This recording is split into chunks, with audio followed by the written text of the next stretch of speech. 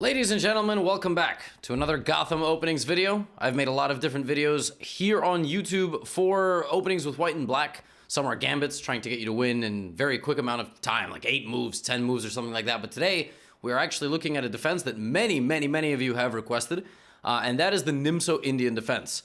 It is widely popular, it is extremely theoretical, and one of the best openings for black, period. But it's not like a win quick scheme. I'm not selling you some sort of Ponzi scheme here. The Nimzo-Indian begins only after white plays d4. You play knight to f6, so taking the center, but with the knight and not with a pawn. c4, e6, knight c3, and bishop to b4, pinning the knight to the king so that white cannot develop the center with the move e4. In this opening part right here, I'm going to give you about 10-15 minutes of theory. All these moves are in the description, so you can paste them into chess.com, Leechess, whatever you want to use. You can try to analyze with an engine. You could try to analyze with an opening database. And I'm trying to give you the gist, because the truth is I can make a 2-hour video on this course, on this opening, if not more. And if you're going to face knight to f3, or you're going to face the London or the Trump, you need to add layers. I cannot possibly cover all of that in one video. I have a lot of anti-London stuff. There are good ways to play against the Trumpowski with, you can just play e6, d5 and, you know, kind of play principled stuff.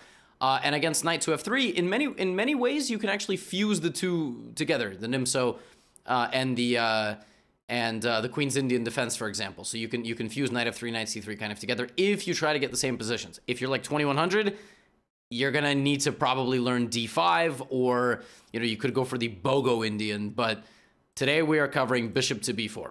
So this position. Now, the two main lines, according to theory, are pawn to e3, reset, or kind of structuring everything here on the center. Bishop comes out, knight comes out to f3 or e2. This bishop chills. Oftentimes it will block this pin, or it will wait for something like this, and it is a bit of a problem piece. And it tries to come out, you know, as the center slowly expands, or tries to come out this way. But e3 is sort of the main line. It's one of the main lines. The other main line is queen to c2. And the whole point of queen c2 is that when black takes, and if black takes, and black really will only take unless, I mean, if they are prompted with a move like a3, white is hoping to not double the pawns. That is kind of like the meta strategy of queen c2. And then from that point forward, play goes down certain paths. Now, in this video, I'm not going to give you a massive theoretical overview. I am going to give you what I think are the most practical weapons to play with the Nimzo, and then you can kind of go from there. Besides e3 and queen c2, most likely you are going to face knight to f3, because white just wants to develop naturally. And you might face a3, for example. There's many lines. f3 to try to play e4 is a very crazy line, very critical line. You have to know what you're doing. And then there's kind of like the peanut gallery. Queen b3 is a move to attack the bishop and defend the knight like this. There's, I suppose, some other stuff. I mean, there's maybe bishop d2. I've faced bishop d2 in some blitz games. And g3 as well. So here's the game plan, okay? We are looking to achieve a position where we take on c3. This is the optimal setup that I want you to play. Take on c3 to damage the pawns, and fianchetto the bishop on b7. And the reason I'm recommending the bishop come to b7 is that you can then play the Queen's Indian against knight f3 on move 3. And in a perfect world, your position will have a knight in the middle and a scale of a pawn structure. All right, now what I mean by that is, you're going to see I have a training game later that goes queen to c2, and against queen c2, black can play knight c6, c5, d5. I've played this many times. Again, you're going to need to do some digging, but the position that I'm kind of hoping for is something, let's say, b6, knight f3, bishop b7. The best move after queen c2, by the way, is e4, which we will cover. Something like this, and let's say knight comes to the middle. And so now that this knight is in the middle supported, right, we're going to take at some point on a3. So just to show you, we're going to, sorry, on c3, not on a3. Bishop takes c3, right? So we've kind of gotten this structure. That's the golden structure that we want for white to have. And then we're going to glue this knight to e4 with f5 and the bishop on b7. And in a perfect world, our position, let's just kind of give us like a perfect situation. Looks something like this, where we have d6, e6, We have like the most optimal setup that I'm hoping that you can achieve. And our game plan here is very flexible. I mean, we can pressure on c3. We can at some point maybe play c5. And the point of c5 is that we will chip away at the center. So it's a very common thing to do on the c file. When the c file opens up, you'll have these weak pawns. Maybe you can create a kingside attack and sometimes even go launching the pawns forward. White's best plan here is to trade off this knight on e4 when it gets there with knight d2. But we're already in kind of the deep woods here with queen c2, and there's many things that can happen for both sides. But I want you to take a mental snapshot of kind of this sort of structure. And we are going to be looking for this against most of what white does. Like against e3, the main line is to castle, and you can do that and then play d5 and c5 and strike in the center. Personally, while castling is completely fine, I recommend b6. And again, going for this sort of position with knight to e4. Now, you can wait, you can wait a minute before knight e4. You can castle, and then go for, bishop c3, and then maybe play for like knight to e4 in this position. And the point is, again, we have kind of gotten to our golden setup. And our golden setup here with d6, knight d7, knight f6 is just really nice. It's just the easy to play system. And in my opinion, black's play plays much better than white's play. Like, even up until 17, 18, 1900. I think if you play the Nimzo in a easy to learn fashion, it's the easiest thing to do. Sometimes you don't have this option. You do not have this flexibility because white plays some crazy thing like f3. You can't just play b6 here because now white this is not what we want. Against f3, you need to learn your lines. F3, probably the most principled thing to do is to strike the center right away and try to ruin it. And there's crazy lines after d5, b5. Go look at the game Fabiano Caruana, Sam Sevian from the Grand Swiss, among many others. I mean, black just tries to explode the center here. Against f3, I don't want to touch it and push you in some sort of direction. But the critical line is c5, but you're more than welcome also to play d5. Again, to have some central presence against e4. And the main line after d5 is a3. And here you should probably take, although going back to e7 is also an option. But I don't want you to surrender any sort of crazy amount of space in the center. And here you can castle and play something like c5 or play c5 right away. And the queen can come here to pressure this pawn. The knight can come to c6, b6, bishop a6, bishop b7. The Nimzo is a pretty scary place. And you're already, 8 minutes in this video. And I'm trying to tell you what, in my opinion, you're going to face. I don't think you're going to face a lot of f3. You will at some point, and you're going to have to know what to do. But you're going to face a lot more of kind of counteracting this pin. And the good thing about playing, the Queen's Indian is that you can play b6. The reason you're not rushing with this against knight f3, the Bogo Indian, is this. You're not getting the bishop for the knight. Now, if you got this position, okay, that's one thing. Then you're back in a Nimzo. That's why we're going to play something like b6. White might play g3. That is the principled move. If white plays knight c3, boop. And we're going to go get that bishop for that knight. Knight e4, d6, f5, etc. So that is, in a nutshell, how I would like you to play the Nimzo-Indian. But obviously there are exceptions. And there are kind of wacky and funky variations. One of which is, for example, queen c2. And if you try to play b6... there is e4. I mentioned this earlier, right? You're not going to get your optimal setup because white overruns the center. Bishop b7 is one thing. The main line here is to play c5 and play like this, which is a bit obscure. Alireza Firouzja plays this a lot with black. There's a lot of his games in the database. Yeah, I mean, you have to learn this, right? And the main line goes like this. You open the center, and very obscure position. But against queen c2, there's other lines. Like, for example, what I like to sometimes do in the Nimzo, if I'm not going to play b6, bishop b7, I will put my knight like this, and I will build up toward the middle. Instead of building up b6, bishop b7, notice that in the other position, the knight is here, and that knight is there. Well, here, what you do is you play like this, and then you play for e5. So you try to play something like this. You can do that probably after even castling. Like, as long as you put rook e8, something like even e5 here is possible. Because takes, and if white takes like this, there's knight e4, knight takes e5, rook e8, and if you're just a little bit still concerned, something like this with the pawn coming to e5, in my opinion, is very, very nice. Castles is fine for white, but you can already develop your bishop. And this is just the playing toward the center Nimzo is another kind of way of playing with bishop b4 and then ultimately bishop takes c3. Notice that the pawns are not doubled. When the pawns are doubled immediately, like something like this, again, you know your setup, b6, bishop b7, etc. But you also should be obviously aware of that c5 move. And c5 is always going to be useful because you're going to attack this very kind of potent pawn on c4 for white. It's very easy to target it. You play moves like c5 and offer white a tripled isolated pawn, which is obviously terrible. And if white tries to sort of defend the position, what black will sort of do is something like this, where you will then attack the c4 pawn. And you're building this c file to crack it open and attack. But again, it's the structure. That is the way you would play this.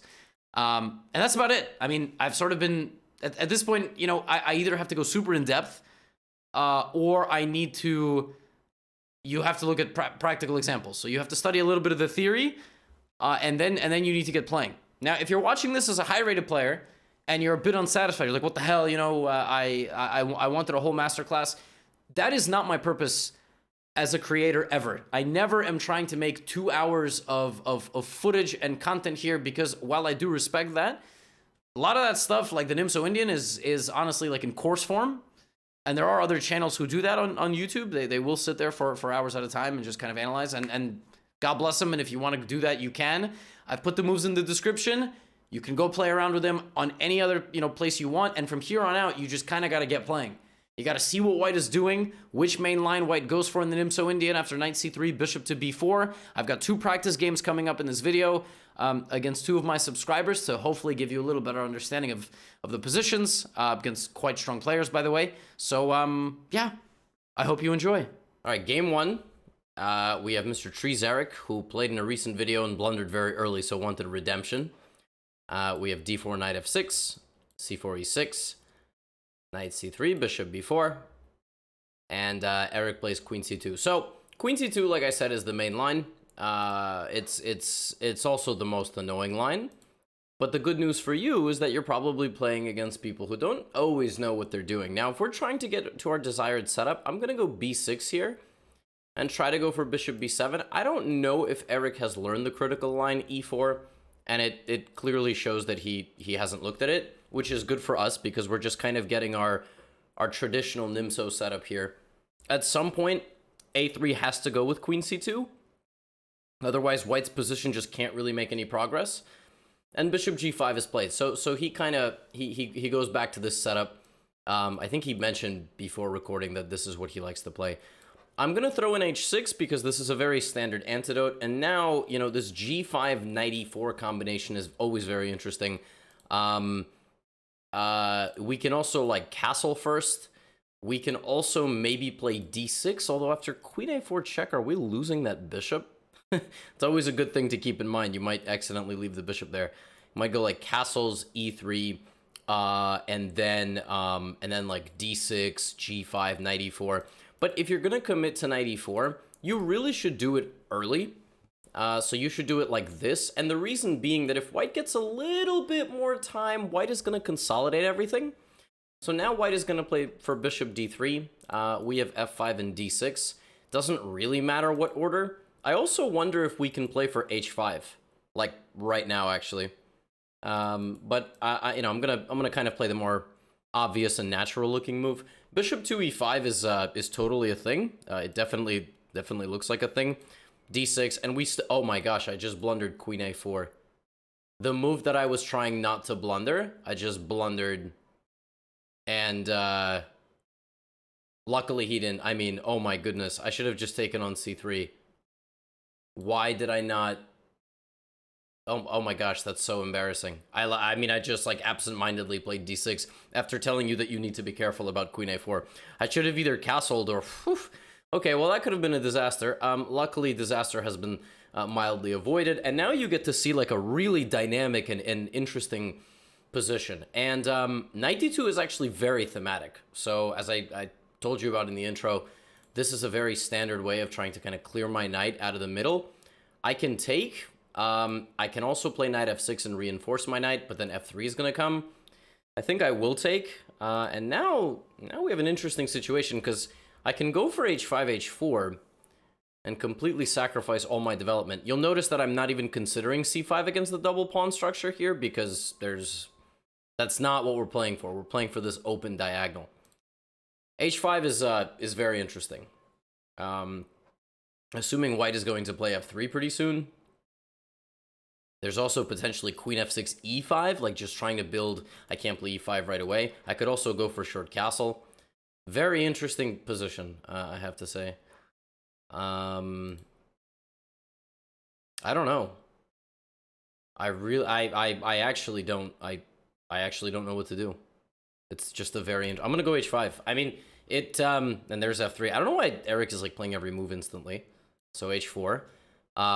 Now the bishop has gone back to f2. We have to anticipate that e4 will come in a moment. Maybe I can even throw in h3 actually to really soften up the structure over there. Maybe I don't have to rush, but that move does look really appealing because f3 is gonna be severely undermined here. I think white needs to at some point strike back with either. There you go. And now, I mean, my gut tells me that taking this is correct because we open up this. Wow, rookie 1. Okay, well, if the opponent is trying to open up this, we gotta go f4. So we gotta close down the position. We gotta not allow it to be open. Now, e5 bishop g6 looks scary, but I actually think it accomplishes nothing. It's just a bishop. Meanwhile, we've completely closed off this bishop from the game. That move plays directly into our hands. So my first instinct, e5, and don't even think about it. My second instinct is, what about knight e5? What about utilizing that kind of, but then there's bishop e2. I'm going to go with my gut. I mean, this is everything we've talked about. Just closing it up. And now a4, just a5. And white just will never, ever, ever get in. And we, on the other hand, are just getting started. We are just getting started with our kingside attack. This was actually like almost a perfect style Nimzo game. I mean, we had to make a couple of critical decisions. Also, my opponent is just playing super fast. And Eric has admitted, like, when he plays me, he does just freak out sometimes and get a bit nervous. Also, hi, everybody who is watching, who is friends with Eric in the Discord. Yeah, we have a good community of memers and dreamers. If you don't know about the Gotham Discord, you should know about the Gotham Discord. Okay, queen h6 just looks shockingly natural. I also want to go g4. I also want a long castle. I have to do this correctly, or else white will somehow run the king to the middle, and this will take a lot longer. So I'm going to go queen h6, creating a borderline unstoppable threat. It's quite stoppable, but white will need to really struggle to kind of move after that. G4 and rook g8, but then there's bishop to d1, and then f3 threatens mate. There's bishop g3. I can play rook g4, but then there's queen f2. So actually, he's gonna defend himself for a little while longer. I think. I don't think I can also just take on f3. But if I take on f3, I don't open the g file, so I'm not going to be able to checkmate him, which I guess is fine. I guess we'll just take the weak pawn, and we still haven't castled, which is kind of interesting. But when you have a closed position in a structure like this, you can get away with that. It's really not a problem. Okay. Considering that we still want to checkmate our opponent, I really don't want to trade queens, so I'm going to play queen h5. Of course, trading queens here is still completely winning because black is a pawn up. White has 0 pawn moves available. Black has all the pawn moves available, and you would just basically invest into this. This bishop can be used as a battering ram, but also can reroute this way. G4 is interesting. Knight here is interesting. Knight c5 maybe, but I don't necessarily want to trade. So maybe just knight f6 or even king e7, like just to show you how safe this king is. If you go this way, you might actually run into more problems than you would like. Whereas like now, you see we've just kind of created that pawn wall. If white ventures too far with the queen or the light squared bishop, c4 is just a permanent target. So, I mean, we're getting what we want here. This is, okay, he's trying to instigate a little bit. I think I'm just going to take with the pawn. I don't really see any reason not to do this. Queen b5 might come, but there's still nothing. There is actually still nothing. So let me give this check. This makes the king make a very difficult decision. You go this way, you probably die. You probably have to go to e1, but now you are losing a third pawn with check, and you will lose also your rook. Yeah, I mean, the Nimzo is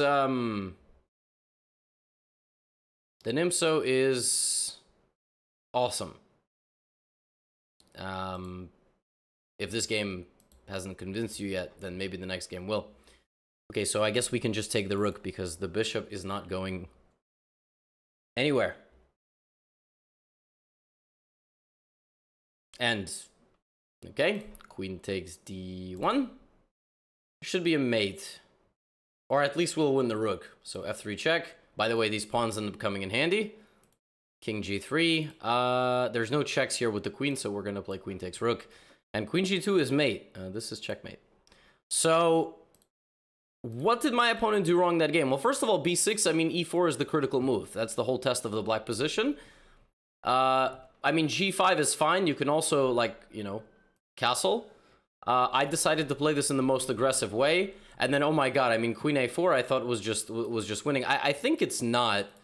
Yeah, okay, I kind of exaggerated this. Here I can apparently... I take with the knight. Okay, so I'm just in time. So I blundered nothing. And, yeah, I mean, by this point in the game, actually, after h5, it's already -1. The computer thinks that black is already much, much better here, which just shows you, like, black is breaking certain principles, but the position is really nice. I mean, it really is just a nice position. Anyway, I have another opponent. Okay, it's time for the second practice game. Actually, this one's getting recorded like the entire day later. I recorded the first game in the morning. This is the second game, and actually for this game, I'm playing someone really strong. I'm playing someone who is rated 2400 in Blitz and who I've played before in the How to Win at Chess series. I also think I've lost to this person before. This is Theo. So we agreed that they would go into an Nimzo and e3. Okay, so I didn't know if Theo was going to play knight f3 or e3. I'm going to play castles, and I'm going to go for the system with c5. Oh, he plays knight e2. This actually, well, I'm gonna lie, not lie. I was gonna say I'm going to confess something to you. I actually am recording these games before I record the intro theory part. So now I'm going to include this in the theory part. So you've already watched this. This is a very interesting line. You put the knight in front of the bishop. Now, there's a lot of ways to play this with black. I'm actually going to play this interesting idea c6. You can also play rook e8, but c6 is designed to meet this, and since you're not damaging the structure, I'm actually going to bring my bishop back to c7 and then play the move d5. So we're going to have a really interesting battle here. The alternative is to play rook e8 and then bishop back to f8. Knight e2 is a really interesting system. I should have known that when I asked a really strong player to participate in this episode, that they were going to come prepared, and they were going to play something really decent. This is a very good line. I don't think you're going to face this line very often, but now you kind of know one of the more challenging lines. Also very unique line, I have to say. Like this knight ending up over here. Yeah, so now chess has to get played, right? So we have a totally unorthodox position. I'm going to bring my bishop back to c7. I don't really think it has much of a purpose on a5 anymore. And now maybe knight d7 looks normal. My bishop is really terrible, but I mean, I gotta wait a little bit before I get it out. f4 looks like an idea for white to clamp down my e5 square. I think I'm just going to bring my bishop out this way and then slowly play c5. But yeah, I mean, we'll see. This knight can also be useful for white trying to play f5 in the future. Although I don't really know how strong that is, because if you play f5, my bishop is a killer. So, you know, with white, you kind of have to figure out what you want. Also, some of you might be wondering why I didn't take on c3 when the knight went away. It's kind of because, like, I already played this. So I've sort of committed to this structure, right? I mean, I wouldn't make a huge amount of sense to then uncommit from that. Queen c2 is a very flexible move. There could be ideas to take in the future. I'm thinking to try to clarify something about the center, like maybe play e5, then we would get cd. That move is kind of the problem. I mean, I could play here and then you know, go for a quick e5. Just a very quick e5, like try to trade in the center and kind of confuse where my opponent is thinking. I mean, don't you have to take? If you don't take, I'm gonna go here and you won't win your... Maybe you'll try to... I don't know. Okay, well. Luckily, I don't have to play the move with white. My opponent can play the move with white. Now, my next move is e5.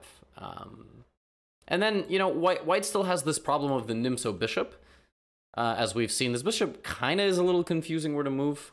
Like b2 after you play the b pawn, or if you move e4 to try to go this way, then d4 is a bit weak in some positions. Now, I am aware this knight can go to f5. I just don't actually think I'm afraid of it.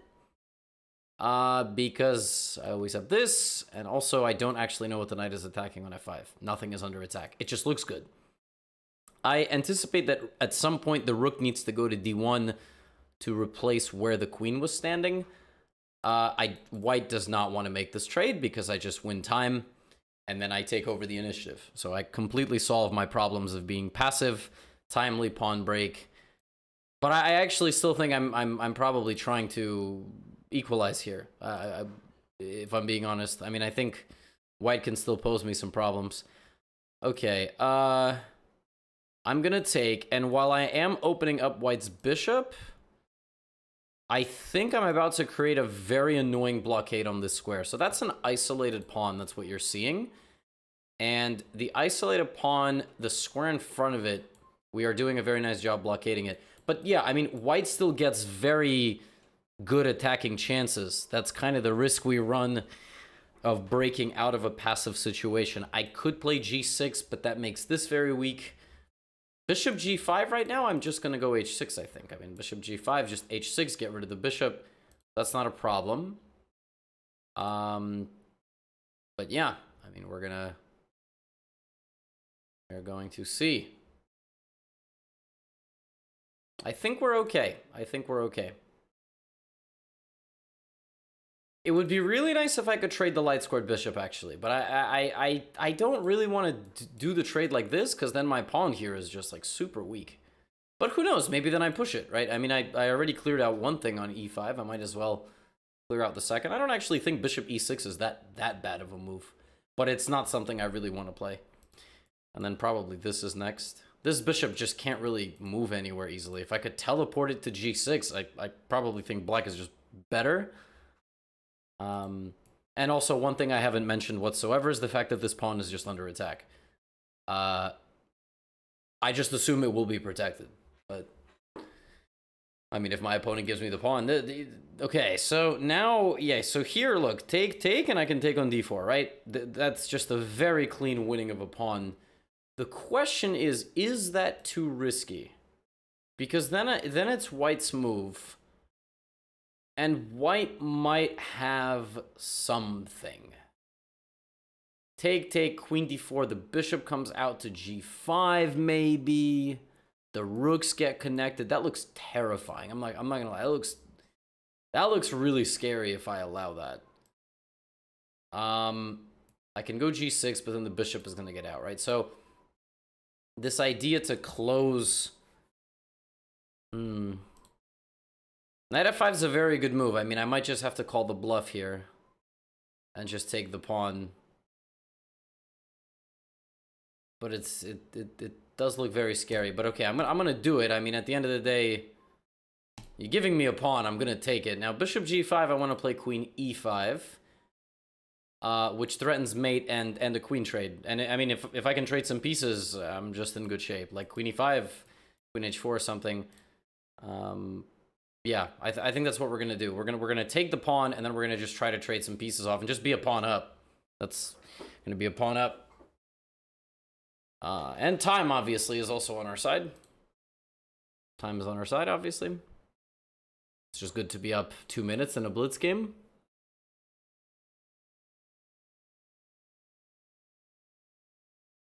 Bishop e3 is a slightly less intimidating version of the bishop coming out. Because I think on g5 it threatens to take my knight, damage my structure, and then my pawn advantage won't be felt. Whereas this, I think I can just come back to e5. But then maybe there's queen h3. I mean, maybe you just go away. But then there's knight g4. Knight g4 is a scary move because in that position, because the queen can't take the knight, because that's mate. I can team up my queen and my bishop on this diagonal. And also, let's not forget, at any moment, I can put my knight on d5, team it up with these two pieces, block the bishop completely.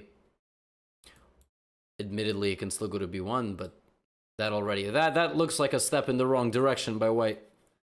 But we'll see. We'll analyze this game afterward, and we'll see how it goes. And rook d1 is another move that attacks my queen, but again, I think after queen e5, we're just okay. I mean, 30 seconds is not good. I mean, white should move. Although we do a 5-second bonus, but I mean, 5-second bonus is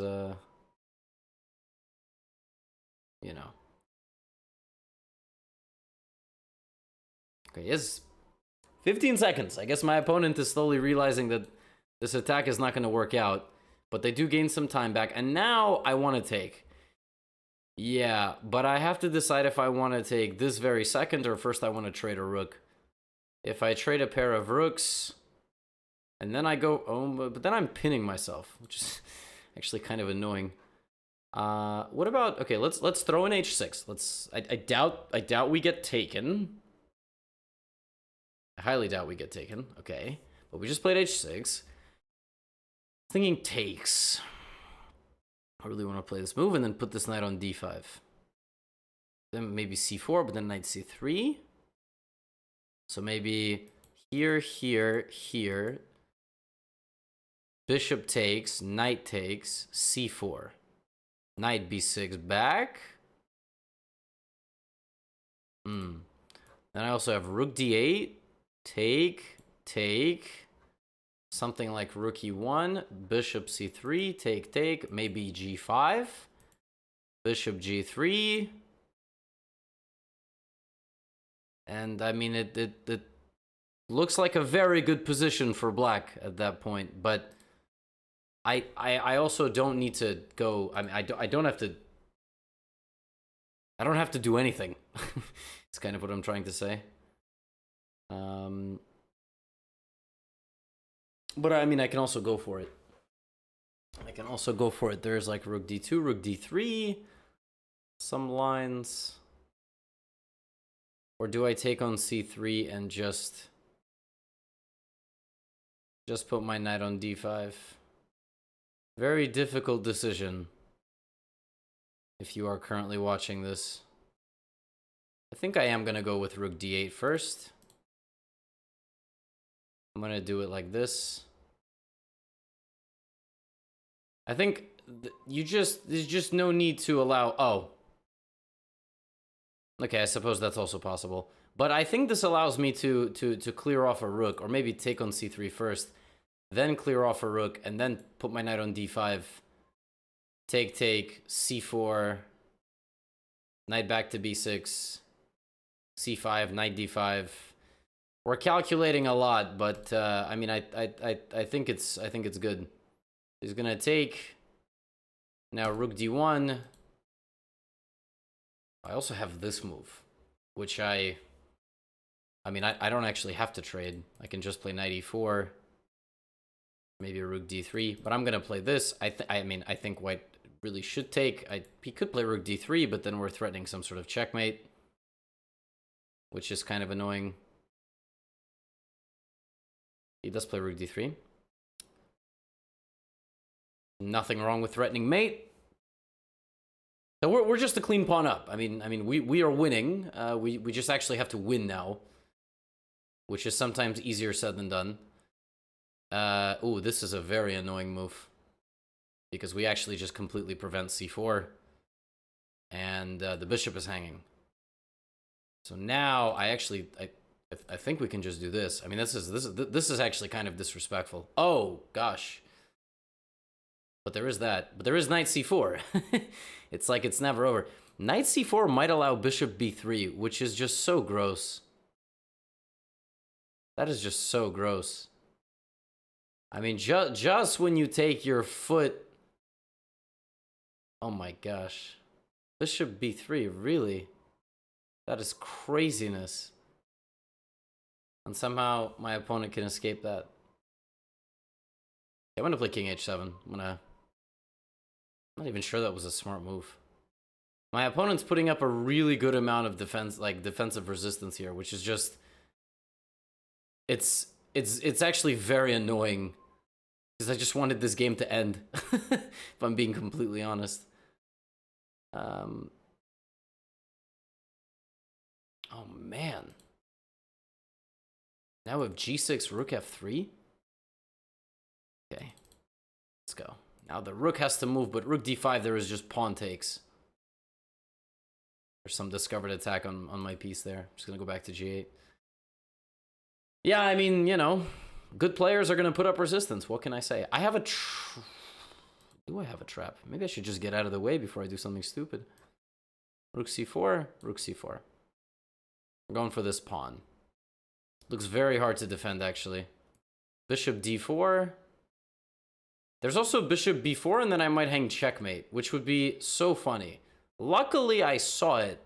Okay, opponent resigns, but the game is not over. I mean, bishop b3, and the game actually goes on. I thought. Oh wait, no, that's just no, sorry, not bishop b3, bishop b4, and the game goes on. I mean, if knight b4, it's never too late to hang mate in one. But you know, just quickly analyzing this position already here, I think black got very close to equalizing. And yeah, this line is I'm not sure I played the right theoretical thing, but I guess dc4 is the best, and now some quick breakout. But 92 is a very good line, and I mean, I just tried to play reasonable moves there. This is a very unique Nimzo that you would get. I highly doubt you will ever face something like this, but, you know, still good to know.